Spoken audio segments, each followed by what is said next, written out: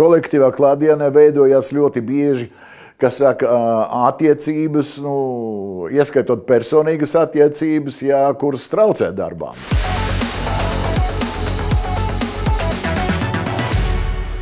Pandēmijas laikā pieredzējām, ka daudzus darbus izrādās var darīt arī no mājām. Maskas vairs nav jāvalkā un cilvēku pulcēšanās netiek ierobežota, bet daudzi tā arī nav atgriezušies birojos. Lielais jautājums, vai attālinātais darbs nemazina produktivitāti? Sāksim no formālas puses. Ja? Vienkārši, ko nozīmē darbs, ko nozīmē kolektīvs, jādabūna vislielākā efektivitāte no darba kolektīva. Ja? Elementāra teorija saka, ka darba stimulus darba kolektīvām un katram darbiniekam atsevišķi sastāv no 3 daļām. Ja? Tas ir administratīvais, materiālais un morālais. Ja? Alfabēta kārtībā es viņu sarakstīju, tāpēc, ka šeit nav galvenais, svarīgākais vai maz svarīgākais un tālāk. Katra no šā stimula īpatsvāriem ir atkarīgs no konkrēta cilvēka un konkrētas darba vietas. Ja? Līdz ar to tīri formāli matemātiski mēs redzam, ja viņi ir 3, tad mums attālinātā darbā konkrēti, absolūti izkrīt administratīvais stimuls. Ja? Darbā 8 no rīta ģeniālu rakstu jāiztaisa līdz 12 un tā tālāk. Skan jocīgi, bet viņš strādā. Viņš tomēr strādā, un vairāk viņš strādā tādus vairāk tehnokratiskos darbos nekā radošos darbos.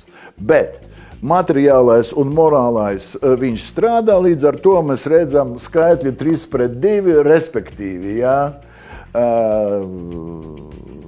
Darbs un kolektīvs strādājoši klātdienē, viņš ir efektīgāks, uz kuru daļu tas nenozīmē, ko 3%. Ja?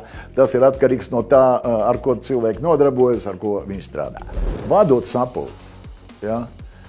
Dodot uzdevumus, es redzu, viņi būs vai nebūs izpildīti un kā. Ja?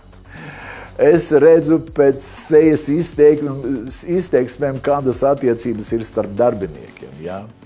Daudzi jautājumi ir tādi, kuri Zoomā neuzdos. Ja? Un vēl viens ļoti svarīga lieta ir tā informācijas apmaiņa starp darbiniekiem. Ja? Sākot no darba informācijas, beidzot ar tiem jociņiem. Ir vēl emocionāla puse. Emocionāla puse tas ir tas, ko nozīmē kolektīvais darbs. Ja? Strādāt vienā komandā un netikties mēnešiem un gadiem, tas ir diezgan jocīgi. Ja? Īsta komanda, radoša komanda, ja? Viņa var strādāt kopā tad, kad cilvēki viens otru jūt. Ja? Mēs zinām no amerikāņu līderu skolām un tā tālāk, cik daudz ir veltīts team buildingam un kaut kādai kopā laika pavadīšanai gan darbā, gan nedarbā. Līdz ar to izcilu darba kolektīvu var izveidot, lai viņi strādā kā vienota komanda. Es domāju, var dabūt tikai tad, kad tas kolektīvs strādā kopā.